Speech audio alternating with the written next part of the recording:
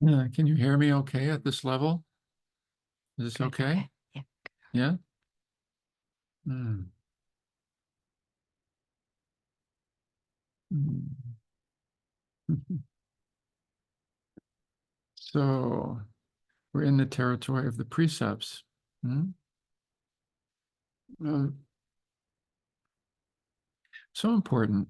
It seems so it's so important in the teachings, in the traditional teachings. You know, the sila comes first, the precepts come first.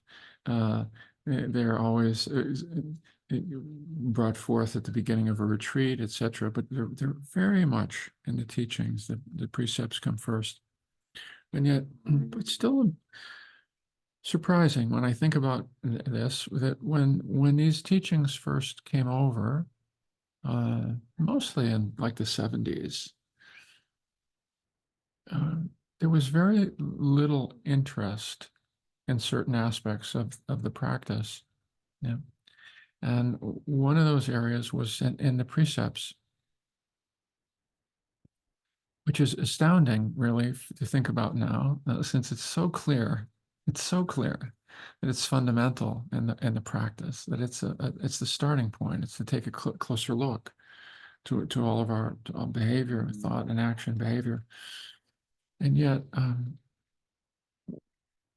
we didn't seem to be particularly interested in the precepts, and neither did the teachers. They didn't take much interest, and we weren't taught much. We weren't focused there. It was more about the search for truth, and then we wanted to have deeper insight. That's it. And we thought maybe we were just, I don't know, clever enough, smart enough that we could maybe skip over all that and just go straight to deep insight. After all, we're really bright people. We've accomplished a lot in our lives, and this meditation thing. Let's just dive into that and get to the deeper truths and the deeper freedoms. That's what we want. Who needs more commandments? There was a lot, I think, coming out of our religious traditions, and maybe having some discomfort with commandments, with rules. For somebody's going to, I don't want somebody else telling me, yeah, well, yeah, what I should or shouldn't do. In any case, it was just not emphasized much. More was the search for truth. Um, and yet they're so fundamental. And over time, there are other pieces that weren't emphasized so much as well. And you've heard us speak about some of those. I think over time, we've come to appreciate more some of the pieces that we didn't appreciate then, and their value in the practice, and even their really important place in the practice. Yeah. And so this is taking some time for all of us in this territory, and discovering what we discover. Always this is simply the invitation, and this is true in relationship to the precepts. The expression ehi passi ko, yeah, which means come and see for yourself. Yeah, come and take a closer look for yourself. Don't necessarily do it because somebody else says you should do it, because someone else says it's a good idea to do it or to not do it, etc. But take a closer look for yourself and discover, yeah, and discover, and may the path unfold from that perspective. You know, from what you see, when you are willing to take just a closer look, a more nuanced look, at what you've been up to, at what you're up to in your life. And we can start. Because we'll start with the first precept is you know, be mindful of killing or not killing. Right? Don't kill. What a good idea. It's a good idea. And aren't we lucky that we don't do a lot of killing, right? So maybe we can just move on to the next precept. We can just check that box right off, you know. But of course, in, in all of these matters, there are layers and levels, layers and levels. Yeah. And so killing, of course, killing uh, does refer to not just killing, others. Our species is the species that kills more of its own species than any other species. Yeah. Yeah. Well, I don't have a gun. I'm a good person. So we'll move on to the next precept, right? Yeah. It's really also then extending, obviously, that precept to all, increasingly to all beings, to all creatures, to all living things. Yeah, all living things.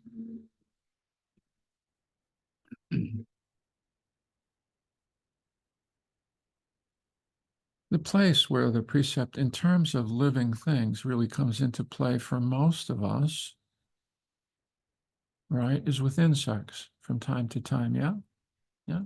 I wouldn't hurt a fly. Yeah. Did you ever hurt a fly? I have in my past. In my past, I think, how is it that I would make a distinction? And I clearly uh, was able to make a distinction between some kinds of insects and every other form of life. Yeah. That's not that unusual, I think. And, that doesn't make me a bad person, right? But what about that? What about that? I know we've had to do it. Occasionally we've had like wheat moths in our kitchen.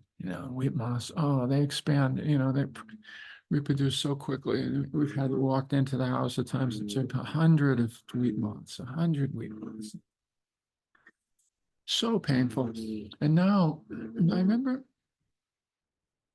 there was a time it was just like, well, okay, you got to do what you got to do. They have to be killed, done. And I would do my best to not have any feeling about it. Some of us, somehow I was able to segregate, and just and now when I have to do it, which is very infrequently now, I have feeling about it. There's just simply that sense that this is another level, and Susan and I often will be there together. It's not exactly say a prayer, just be aware. I just have to be aware that I'm about to take life. It has to be done, okay? But the feeling also it has to be known what's going on here. Oh, it's not anything. It's nothing. It's a small thing. Well,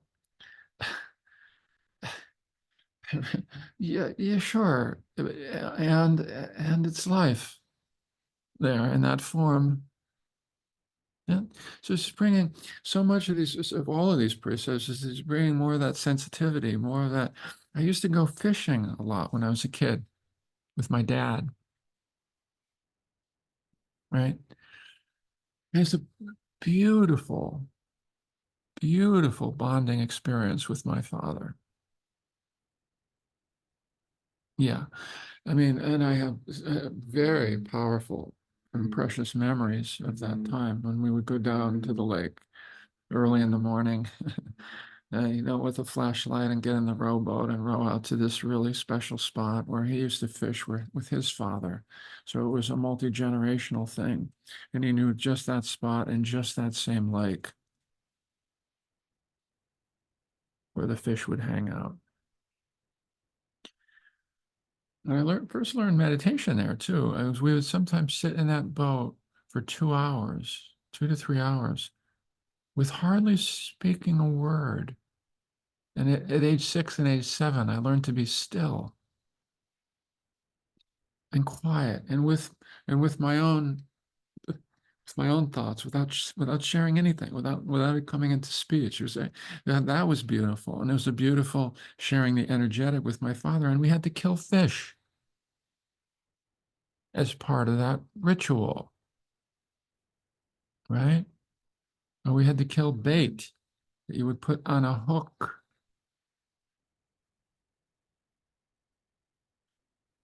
And my dad used to say, and I think, I'm not sure if he 100%, I did think he believed it.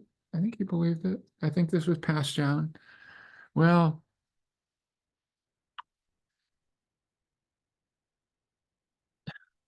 yeah, I still remember this. And I remember, I'm going to go with this. And I remember there was a small part of me still, even at age 6 and 7, didn't feel quite right when he would say, fish don't really feel pain the way we do. And that now I see that, of course, it's a great rationalization for doing what we're going to do anyway, right?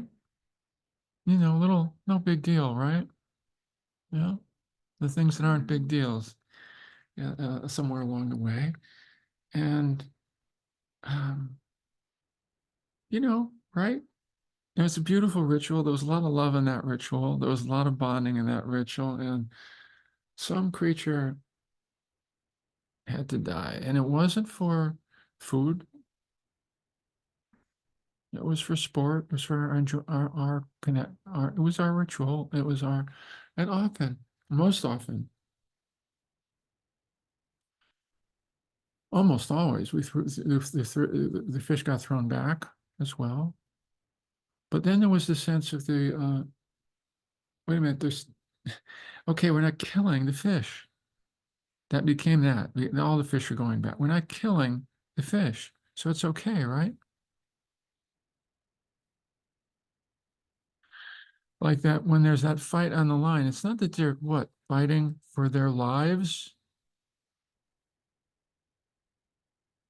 Right? There's simple activity. Fishing is a pretty big thing in the world, right? Other beings, what do we do with this? What do we do with this? I can't fish anymore. That's what's happened for me. I can't fish anymore. We went and visited my niece and beautiful my niece this summer and down in Georgia, and she does some fishing. They live right on a lake, and I thought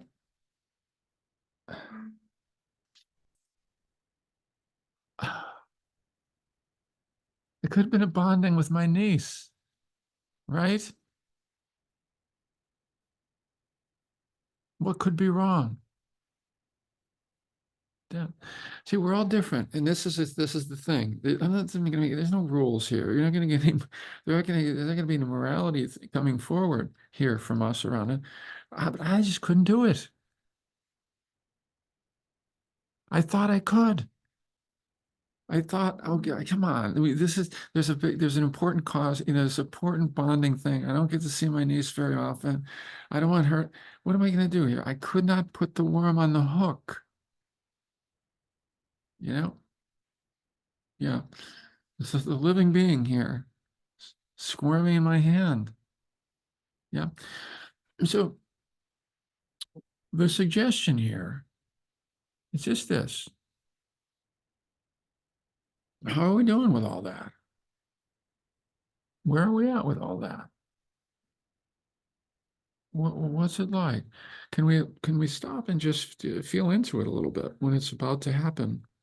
That's what we do. Just feel into it for a little bit. Mm. Just feel into it a little bit. Uh, See what it's like. Part of this dynamic right here it starts to get revealed, and this is part of the point. Is with all these precepts, it's about being more mindful of our interconnection, more mindful of what we're creating or causing or co-creating outside of ourselves. Yeah. Non-harm outside of ourselves and non-harm within ourselves. And it's beginning to see that correlation more and more clearly and consistently. That in fact, as we become more sensitive,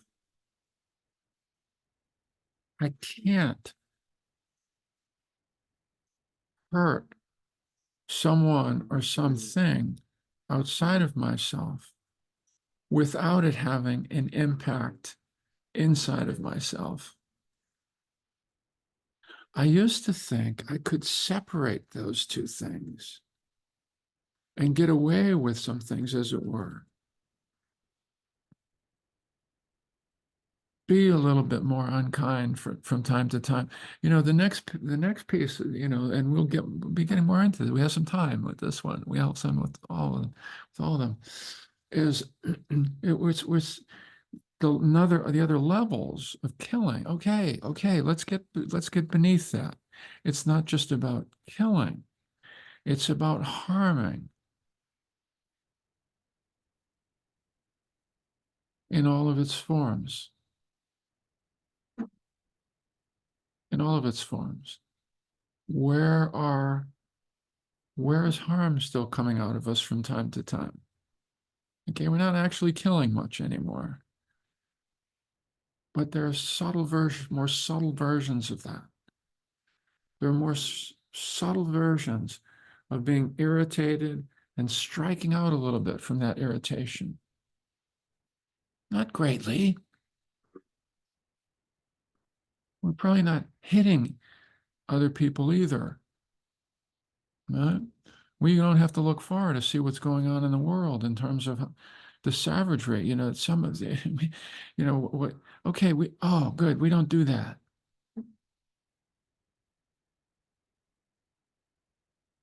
But are we willing to take a closer look at what we do do? What we do do out there, and how that affects the kind of the the ragged energies, the kind of something internally. When I'm unkind, there's something internal that happens. Yeah. And first, where are we still unkind? When does that happen? When it happens, can you pause and just notice? Can you notice before? And we want to know sometimes before we're about to do something. Sure. But sometimes it happens, doesn't it?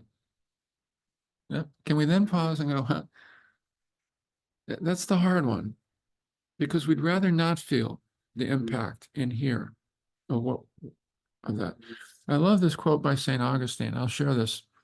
It's really not my favorite metaphor. I don't like this metaphor. We can find our own metaphor for this one. But St. Augustine said it, so I'm going to say it. St. Augustine, a saint, said it. He said, the problem with anger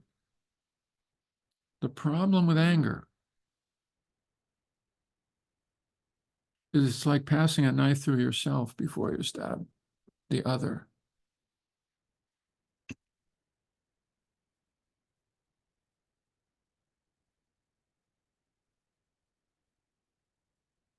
Part of becoming more sensitive is just saying we can't get away with that anymore. Harming one another is harming oneself.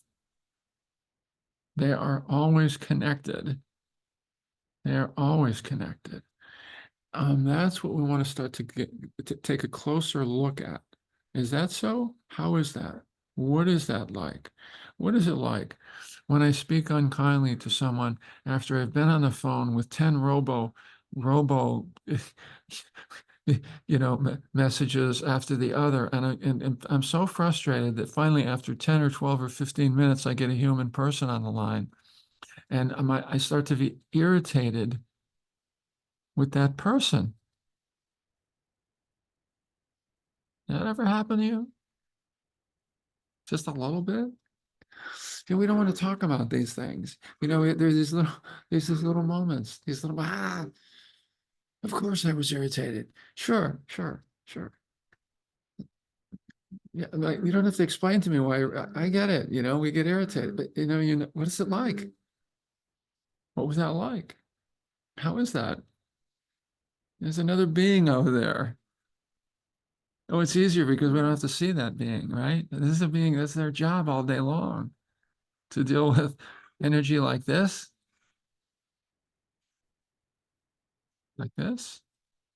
Oh, oh, this is part of the practice too, to take a closer look at that. Ah, yeah. So there's an invitation, there's going to be just invitation with all of the precepts. I'm going to start with the killing one, which I'm just going to say to you, it's the ways for us, you know, we're blessed that we have the conditions, that we're not doing a lot of killing, right? That's great. So for us, and this is the Bodhisattva path in general, this is the path of practice in general, it's becoming more sensitive, more nuanced to lacks of kindness, right? Which show up in impatience and irritation, frustration for us.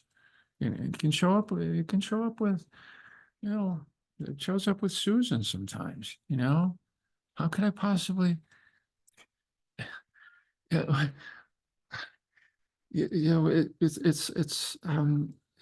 it's important to see that this is part as well of our common humanity. In other words, we all do this.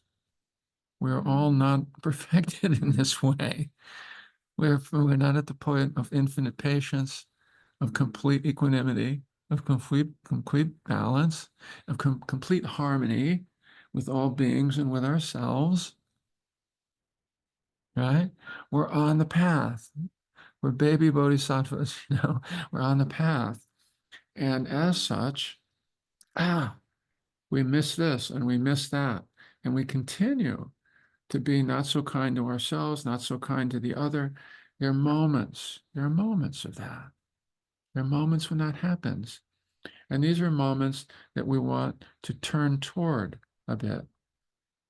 It's so hard to turn toward the moments we'd rather not turn toward, You go, oh, wow, just a moment. We don't have to add, we don't have to add any judgment on top of that. It's enough. It's enough just to see what's going on. Oh, right.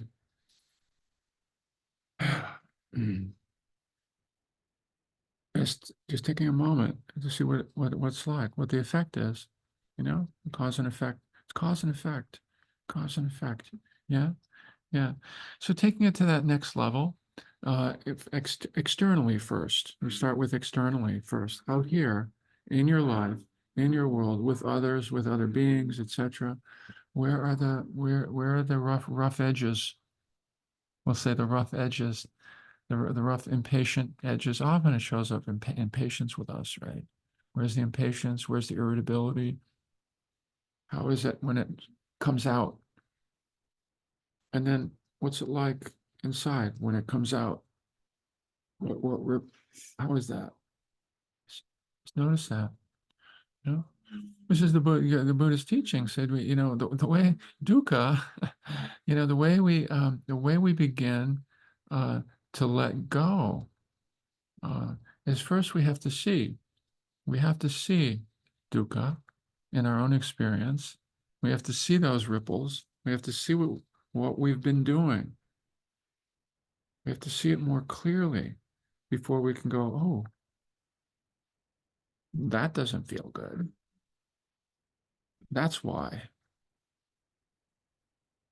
Oh, that doesn't, I didn't even realize that didn't feel good. I just wanted to skip over that. Yeah. So more investigation in that way, more attention in that way. Yeah. Okay. Thank you. Mm.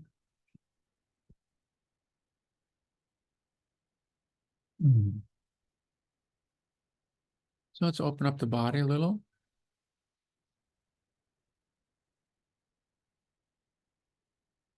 Oh.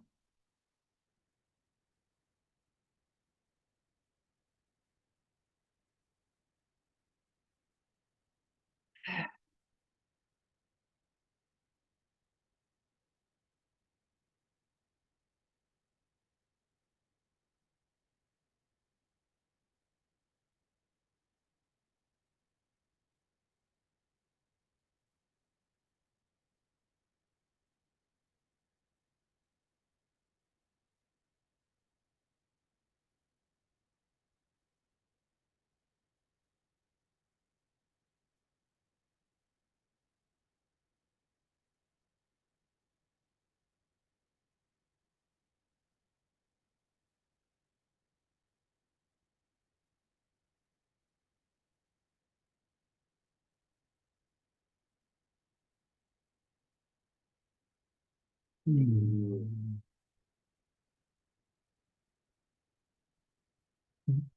And when you're ready, beginning to slow down.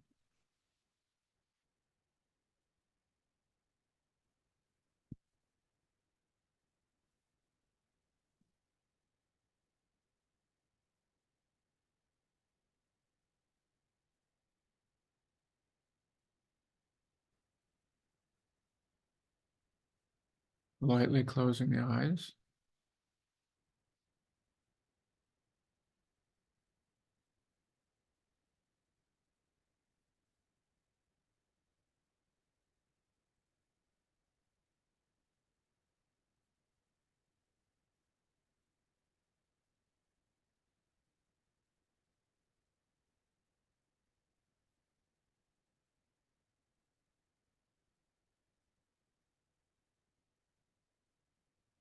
And down into the breath, into the exhale.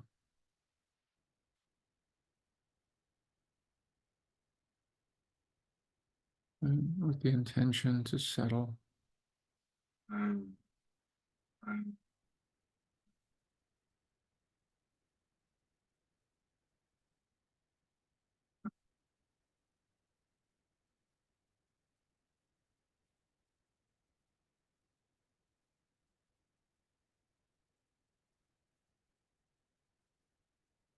And with several exhales, the intention to settle each time and to orient toward comfort, a comfortable breath. With a little more room, a little more space.